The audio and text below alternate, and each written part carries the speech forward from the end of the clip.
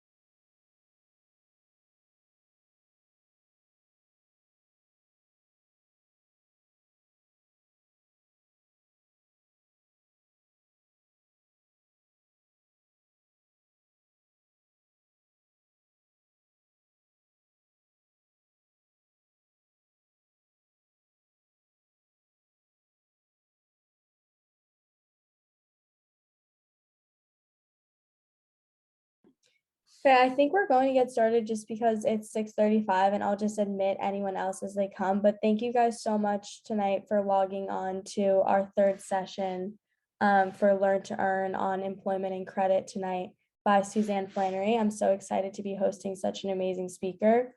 And we're going to follow the same order as usual. So presentation followed by Q&A. So if you guys have any questions throughout the session, feel free to type in the chat box or unmute your cameras. But with that, I think, or unmute your mics and turn on your cameras. But with that, I think we're ready to get started. So thank you guys so much for tuning in. Thanks for having me, Patricia. And Patricia is very organized because she sent me a terrific note just before this, and I almost had the time wrong. So if you hadn't been so on top of it, and we might have been even later than 6:35 to get started. So I'm Suzanne Flannery. I have a daughter at the same school as Patricia, who is in grade 5, at Greenwich Academy. And then I work at Neuberger Berman. I've been in financial services for most of my career. Neuberger Berman is an asset manager in New York City. And I've had a variety of different financial services roles, but my latest is to run their product marketing platform. So I can answer a question about that at the end, but I do spend a lot of time making PowerPoint to explain complex financial concepts. So this is something that I love to do. So we can get right into it. Employment and credit. Let me see if I can get my screen going. So first we'll kick off with just finding your first job, which can seem daunting and you don't know where to start. I have a little clip here of somebody's first experience.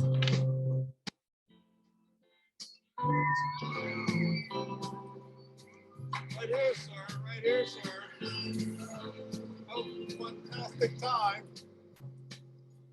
I don't have much work experience per se, but I'm sorry. Bobby? just Oh, they're gone. This is James, and he's applying for a games job. Games. Oh, great. uh, Good. Let's get you set up. Actually, Bobby, I prefer a rides job if it's still open. You look more like a games guy, plus there I got at the games application. So, all Okay. right, Yeah, no, I my name is Bobby. Okay, rules, no freebies, no free turns for your friends, no free upgrades, no free food. So just nothing is free here. Everybody has to pay for everything. And more importantly, working in games, no one ever wins a giant ass panda. We don't have that many left. Cool. Can you give me a t-shirt, please? Here, I have a resume. I don't know if you still want to take a look at it. James, am I pronouncing that right? James? Okay, by accepting this t-shirt, you are Hired. well, usually more of a ceremonial thing. So that's actually kind of realistic. It can be extremely informal. So, when you think about your first job checklist, first you have to figure out what you might want to do. It can be really broad. It can be, lifeguarding at the local pool. It could be, working in an ice cream shop. It could be working at a retail store. Just think about stuff that you're interested in and think about what you might like to do. And if you have friends who have jobs, talk to them about what's involved. My first job was working in retail. My first interview was hilarious. They asked me a question about what I thought I might like to do other than just helping people try on clothes. And I was like, I don't know, like help them pay for it. And they were like, no, like clean, like Windex, sweep, and just the sort of things that you don't realize that you're going to do for your first job. So those are, some of you may already have these, a more basic job. We can also talk about when you're looking for something that's a little bit more formal, potentially in an office setting, you're definitely going to want to create your resume. I'm sure you're all familiar with what those look like, but generally one page. There's lots of templates online. And when you're thinking also about a more corporate type job, if you are in an office, you might want to consider a LinkedIn profile. So I know you all probably have lots of social media. Maybe you already do have LinkedIn, but it's basically like an online resume where you can put all the things that you've done. And it's okay if you've never had a job to put your school that you go to or your volunteer work. It can all be very helpful in terms of, especially as you're looking for some of those more corporate jobs. The other thing to do actually, which is really interesting, you may not have thought about this, is think about your online presence. So Google your name. I'm sure you probably don't have public profiles, but your prospective employer is going to Google your name and figure out what's on there. So if there's anything that you don't like or you wouldn't want your boss to see, I would take it down. So that's something else to think about. And then, I'm sure with your parents and others, thinking about what you do, what public information you do want to put online, that's all very important to consider.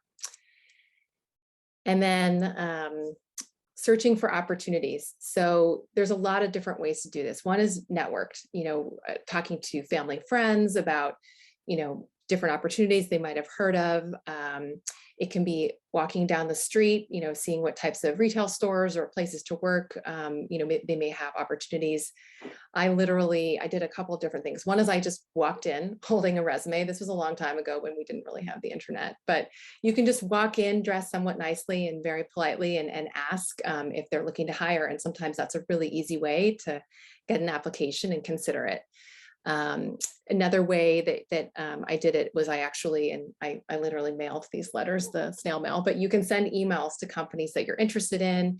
You can check out their online job offerings. Again, bigger companies will definitely have a lot of this stuff online. And then again, the last one is just, ask people that you might know if they know of anybody who is hiring. And then preparing for your interview. So again, that interview can happen, the one that we just saw, but also prepare for what questions you might think you might get asked. You can ask your parents, you can ask your friends, and you can rehearse the answers to the questions. Actually, you can have a little bit of a mock interview. And I think that just being authentic and talking about what you're interested in and why you think you'd be good at a particular job is important. And something else that employers will often ask is, why do you want to work here? So spend some time thinking about, what interests you about a particular company or organization or job and have an answer prepared for that. But really it's all, stuff that you guys know, just being organized and polite and really listening to the questions and answering them. So you're hired, now what? Another little clip. Goldie? Tons of warm, dry gunfire mixed with late afternoon stabbings. Sunday should be warm and sunny, just a scattering of drive-bys. Great day for the beach, but not Hitman's Beach, which will be mined and sprayed with high caliber fire. Medium coffee, cream, 2 sugars. You know it. Who put a flavor grenade in my mouth? Pull the pin. Thank you for making this with such love. You're welcome. So that was also pretty realistic. Once you get your first job, you're going to have new routines. So, I guess it was realistic except for the weather forecast, but, getting up in the morning, setting your alarm, being there on time. This all sounds basic, but it's stuff that sometimes we all forget. How far is it to get to your job? How long is it going to take you? Is there going to be traffic? Planning all that in advance. Figuring out what you need to wear. Offices all have different levels of dress code, and you want to dress appropriately and professionally for the office environment that you're in. Or of course, like if you're working somewhere more informal, that you have the right gear. So those are all really reasonable questions to ask so that you can go in and be really successful on that first day. And so here's where we get into the more financial part of getting a job. So they have to pay you. And there are basically 2 ways to get paid. First is a direct deposit to your bank account or a check made payable to you. Either way, you have to have a bank account in your name. And so, if you don't already have these, this is something that you can go set up. Oh, it's skipping my stuff. So, before you head to the bank, you figure out what bank you want to go to, find out what to bring. This is stuff you have to figure out in advance. So you've got to go to their website and you need to bring your ID. You may need to bring a parent in some cases. You have to have money that you can actually put into the bank for that first deposit. And then you have to think about what type of account you want. And so there are 2 types of bank accounts. There are checking accounts and savings accounts. A checking, and this is funny. There are differences here. And as I was doing a little bit of prep for this, I had to remind myself about what the differences are between these accounts. A checking account is about accessing your money. So this is the money that you get given from birthday gifts and what you earn at your job. You have unlimited withdrawals. You can take out money anytime you want. You can take them out at an ATM, or you can use your debit card to take money out from the ATM. You can write checks. So I don't know if people still write checks anymore, if you might need to, but that's just something that you can do from your checking account. From your savings account, this is all about, the last point about checking is it does not pay you interest on your money. So you put your money with the bank and that's it. A savings account is all about saving your money. So there's limited withdrawals. There's a max of 6 times per month you can take this out. This is actually a federal regulation. So if you take out money from your savings account more than 6 times in a month, they actually charge you a fee. It's not typically linked to a debit card. So when you're out and about, you can't go and take money from your savings account out. If you need to put more money in your checkings account, most people have both. You can do that through an online app, or you can go do it at the bank. And then it pays you interest on your money. So interest rates are basically very little right now, just maybe a few basis points.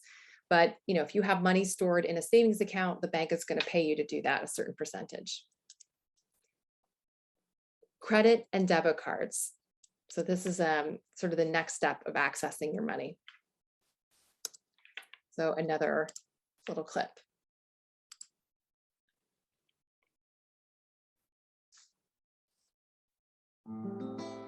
When I was 7, most of my friends stopped believing in magic. That's when I first started. They were beautiful. They were happy. They didn't even need any money. They had magic cards. Rebecca Bloomwood, dress. So magic cards is right. These cards, you go into a store, your parents have them. They may have even given you one already that you use, but where's the money coming from and what does it mean? And the name of that movie that we pulled the clip from, I'm sure some of you may have seen it, is called Confessions of a Shopaholic. So they're magic cards, but they can be dangerous. So it's important to know, how these weapons can be used. So a debit card is access to your money that you put in the account. So it's linked to your checking account that you've opened. It allows you to pay for things with the money that you put in that account. once you get to the bottom of it, there's no money left. So you do be careful on that. Oh. It allows you to take out money, that debit card, from an ATM or a bank machine using a PIN, personal identification number, like a 4-digit code, or you can use your debit card when you're in stores to pay for things that's like a credit card. It says Visa on it here, but it is your money. It's not money that you're being loaned. What is a credit card? A credit card is a short-term loan. It's providing you access to the bank's money for an annual fee that you have to pay. Sorry, my computer's a little slow. I don't know if you guys can see it. It's not wanting to go forward. Patricia, you can hear me okay, right? Yes, I can hear you. Okay, perfect. Well, my little transitions are not working here. Let's see. Oh, there we go. All right, so it allows you to pay for goods up to a certain limit. So you could get, let's say you open a credit card, you can have a credit limit of up to like $1,000, let's say. So you could buy $1,000 worth of things in a month, but you have to pay back in full every month what you've borrowed. If you don't pay off your balance in full by the end of the month, they charge you interest, and the interest is high. So I think I mentioned like a savings account, you might get 10 basis points, which is 0.1%, which is 10 cents on $100. If you don't pay back your full credit card balance, they charge you 17% annually. So it is very expensive to not pay off your full balance each month. If you forget to make a payment, they'll charge you like $25, which is really a lot of money. And then they require you to be approved. So not everybody can get a credit card. You have to submit an application and be approved for this short-term loan. So why would anyone get a credit card? You might be asking after all those cons. There are lots of pros to it. Allows you to build your credit history. It's got greater fraud protection than a debit card. So what do I mean by that? If somebody stole your credit card, it's not your money. It's a loan that you're getting from the bank. So you can call them and say, oh, my credit card was stolen. And they can just say, the charges, you're not responsible to pay them. If someone steals your debit card and takes all the cash out of your account, that's just a little bit harder. You can incur high interest and fees, as I mentioned, with a credit card, which is a con. Spending can lead to debt because you can spend $1,000 a month and you can just not pay off your balance, even though they're expensive and you're paying interest and fees. It can be something that can be a tough cycle to get out of. And the clip I wanted to show you all, but the quality was too fuzzy on YouTube, was in that same movie. She froze her credit card in a block of ice in the freezer so that she wouldn't use it, and then was trying to use a fork to try to unlock it so she could go shopping again. And then misuse can hurt your credit history. And so actually didn't really expand upon yet what building credit history means, but it's important, and I'll get into it in a later slide. So the debit card pros and cons, again, this is the card that accesses your money that you've saved. You get to avoid debt. There's no annual fee, but you won't build a credit history, which you do want to build one. And we mentioned there's less fraud protection as before, and there's no rewards. So your credit card, actually, as you spend money on it, you can get rewards. You can get points to use for flights or stay in hotels or use at other, retailers. So what is a credit report? This is an important part of understanding what your credit history is. If you use your credit card, you pay your credit card on time, it determines your eligibility to get more loans and credit. So why do you want more loans and credit? You want to get a car. You want to finance your purchase of the car, either through paying a monthly lease payment or a loan. Student loans, they're going to check your credit history for that, especially if it's like a graduate school program. And then once you're out on your own, again, getting older in your life, you want to buy a house, you get a mortgage. They're going to look at your credit report and your credit history to determine if you're a good borrower, if you pay your bills on time. So there's a range of scores you can get. At the left here is poor. Those folks are not paying their bills on time and they probably have big balances outstanding. There's a fair rating in the yellow range. And then the green range is above 720. That means you're a good credit. So if you have a poor credit score, you might just get turned down for the loan. No, we will not lend you this money to buy a car.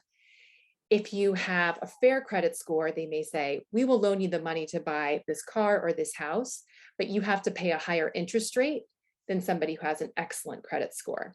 So that's why it's important to start using a credit card, at the right time for you, but, reasonably early. I would say I got my first credit card in college, and responsibly pay it off every month, not incur big balances, and just build up that credit history over time. And so here are all the ways that you can build your good credit report. So we talked about a consistent on-time payments. I'm in the top left, your payment history. That's the most important. And you have to put calendar reminders in. I have to do this. Sometimes I get busy and I forget. So you want to put your calendar reminders in. Credit history. So again, I talked about once it's the right time for you and it's you're feeling responsible and it makes sense. You want a long and diverse credit history. If you haven't had a credit card for very long, it knocks your score down. Credit usage, you might get your credit card balance allowed to be $1,000, but you only spend $300 on it each month. That's going to give you great points for your credit score. We talked about paying down your balances regularly. Credit checks, that's one that's probably not going to hit you guys, but usually someone who's having trouble getting credit is going to try a ton of different places to see if they can get credit. So they're going to give you that as a ding on your score because they're going to think you're always reaching out to get your credit checked. And then finally, available credit. You're going to go into Saks, you're going to go into J.Crew, and they're going to say, hey, if you open a credit card today, you will get 15% off your purchase. And that's really tempting because you can get more stuff for less. But if you have too many lines of credit open, it can hurt your credit history. So just to summarize, all that we talked about today, finding a job, there's such a range of jobs, be prepared for anything in your interview. Just remember to be yourself, be thoughtful, plan in advance, and you'll be great.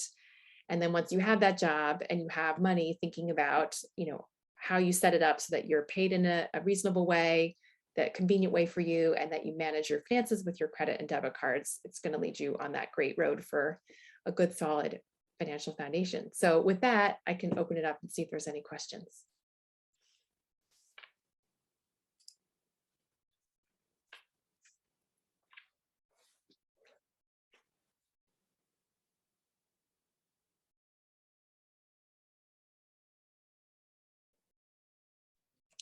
Yeah, you guys can type in the chat box as well if that's easier, or unmute your unmute your mic if you have any questions. Yeah, so I was actually wondering, what would you recommend for someone who's just turning 18 and like getting a first credit card? Would you recommend like still being pretty dependent on using a debit card, or try to like make more purchases and get your credit score up on your credit card?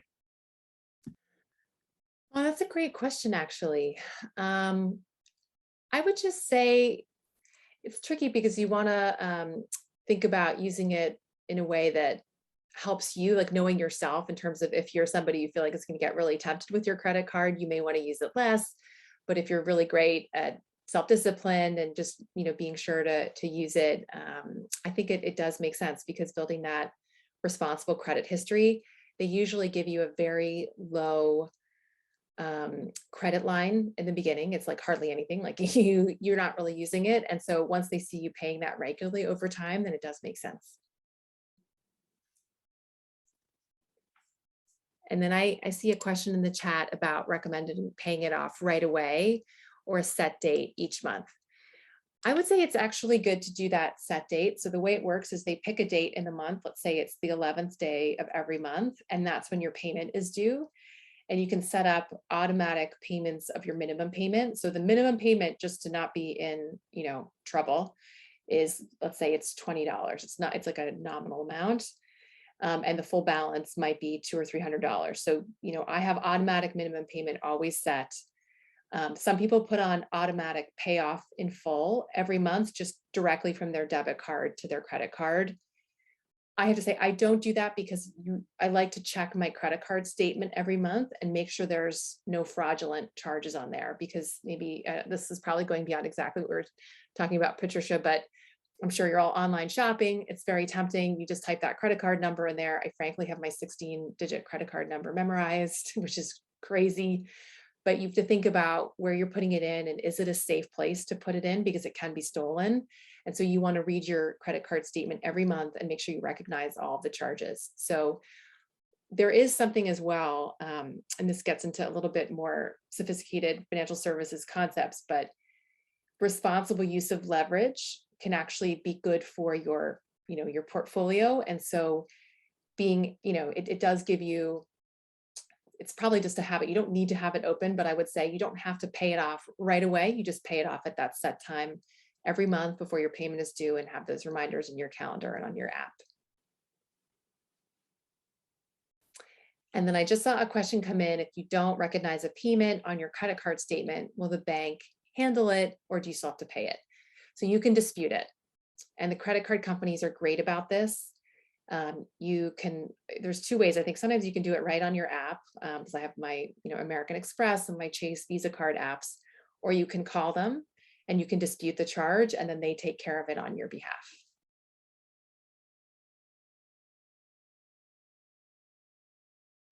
I have a quick question. How do you recommend starting from like in high school, building these healthy habits if you don't necessarily have, like, if you're not paying your credit card bill, like what are other ways that you can be mindful?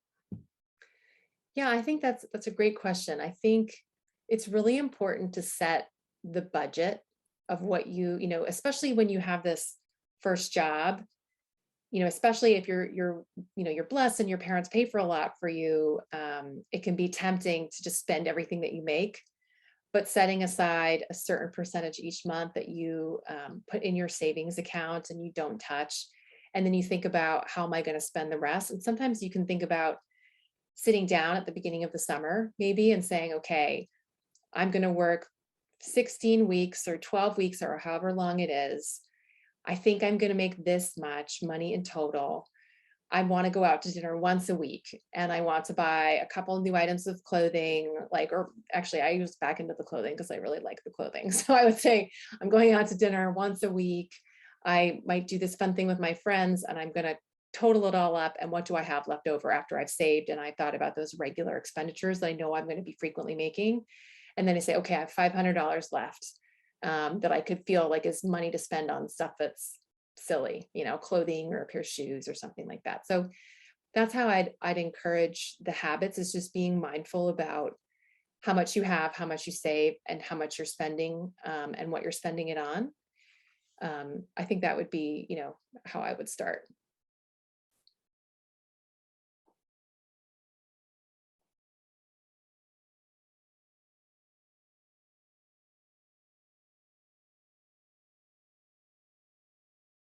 And I'm sure too, if any of you have credit cards linked to your parents' statement, I don't know if your parents are reading the statement or if they're having you do it, where you check it every month, and they have great, I don't know what the right word is, but like they'll run reports for you, and they'll divide up your spending and say, okay, of all the money you spent this year, you spent this much at restaurants, you spent this much on experiences, you spent this much on gas, groceries, and it can help you get a sense of what you're spending things on.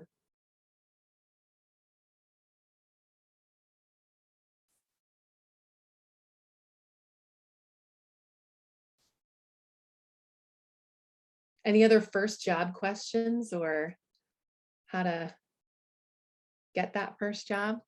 Oh, here we go. I see. How can you open a savings account if you don't have a credit card and only have a debit card?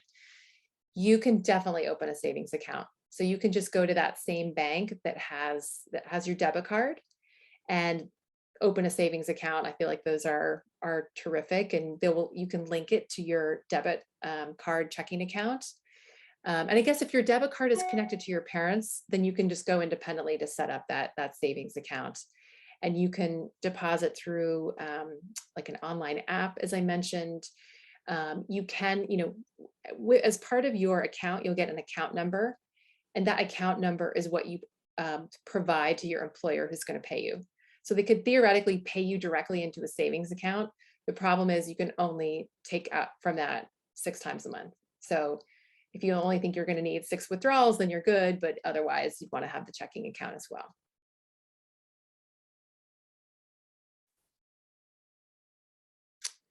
Okay, another question. How much money is fair to win in your first job?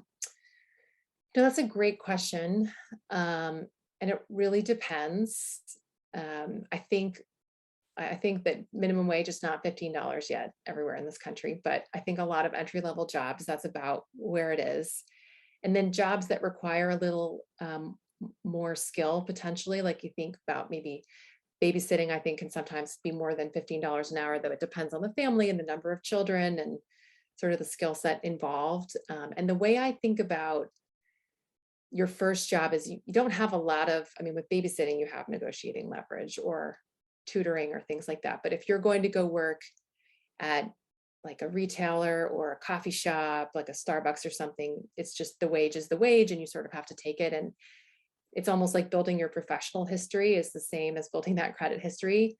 You need that first job where you show up on time, you learn how to operate in what the guidelines are of that environment where, you know, you have to wear a certain uniform or a certain standard of dress, and you have to behave a certain way and fulfill a certain function. And when you successfully had one job, you can get other jobs. And, you know, I can give you my job example. So in high school, I worked at a clothing store, which I thought was super fun. I did okay on my budgeting, but I probably spent more on the clothes in the store than I should have put in my savings account. And then my first like realish job, I was in college and it was between my first and second year. And I got a job at a brokerage firm, like an investment firm. And I was a receptionist in the front and I filed like back when they had paper files, it wasn't electronic. And I just helped out. And I got that job by dressing kind of nicely and walking in with a resume. And they were like, oh, you look polite and sweet and like you'd be hardworking. We will give you a chance. So that can be a way to stand out as well in comparison to just applying online.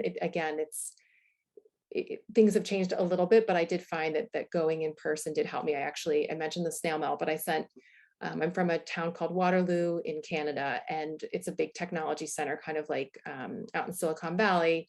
And I sent 35 letters to startups, tech firms, which I didn't really realize back then that a startup didn't have any budget to pay like a summer kind of intern who was in college. But you know, you just keep trying and you get an opportunity, and you have confidence you will find something terrific. And so I got that first job in financial services. I went back there for the next 2 summers, and then I had a proper like recruited internship between my 3rd and 4th year of college in strategy consulting. And then obviously now I'm back in financial services, and I had no intention to go into financial services. I just had that first job, which I really quite liked and enjoyed, and the people I met with. So that's how I would say, think about that first job as, you know, something that you enjoy doing and can help obviously give you money to help pay for things you want, but also give you that professional foundation that you can get further jobs from. Okay, another question. Would you recommend following the 30% rule? 30% of money goes into savings, 30% for giving back, and 30% for spending. I think that's awesome. I think that's an amazing rule. I had not heard that one exactly. I think it can be really personal to your own financial circumstances. So some people might need that whole 100% on just life, you know, like getting stuff at like CVS and going out to dinner with friends and things like that. You know, others, if you're able to do so and be able to give back with that money, I think that's fantastic. And another way that it was presented to me, and I went to business school, and this is where they talked about it, is there are different chapters of your life as well, because there'll be times when you can give more, whether it's money or time, to causes, and other times when you're really slammed and you can't. And so you think about those chapters, and, you know, in future times, you know, sometimes you might be tighter, you can't do that, and other times you're able to do more. So I would think about that with money too, and think about your overall goals and what you want to work towards. And so that's how I would think about it. I hope that answers your question, but there's some flexibility in it, and it also depends on your savings targets and what you're working towards. I think I see one other question from a little before saying, is there a certain bank you recommend opening accounts as a minor? Yes, thank you so much. Sorry, I missed that. Oh, no problem. I would definitely, that's when I would talk about, you know, with your parents about, you know, maybe where they bank, because your parents often may have to sponsor your account and be with you as you go open the account. But I think we have a really strong banking system here in the US, and I'm sure you're all reading about, you know, what's going on with the sanctions in Russia and Ukraine, and that there are runs on those banks. So banks are built on confidence. because when you put your money with a bank, they then lend it out to other customers of the bank. So there's more money in the total money supply than actual cash that can be withdrawn because of the money multiplier effect, which if you all take any of the econ classes, or you will in the future, you'll learn more about this. So choosing a strong bank, it's a very good question. And again, we're very lucky living in the United States that we have such a strong and robust financial system. I bank at Chase, so I think some of these bigger banks, are very solid and safe. And then the other thing I would just mention is that there's something called Federal Deposit Insurance. I think it's corporation, it's FDIC, and it insures bank depositors money up to a certain amount. So I'm blanking off the top of my head. It's either $150,000 or $250,000 if there was a run on the bank, which is not going to happen in the United States. But we're seeing it right now happen in Russia and in Ukraine. In the United States, the Federal Deposit Insurance Corporation pays savers back who have money in banks up to that amount. So there is a lot of regulation around banking and banks to protect everybody's money.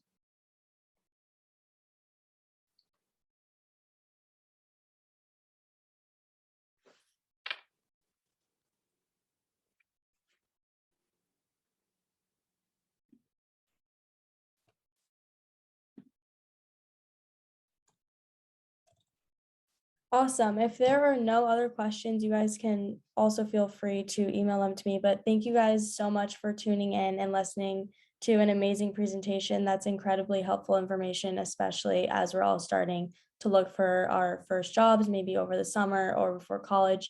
So thank you guys so much. And please feel free to reach out with any recommendations for more content you would like to see or any changes to the presentation.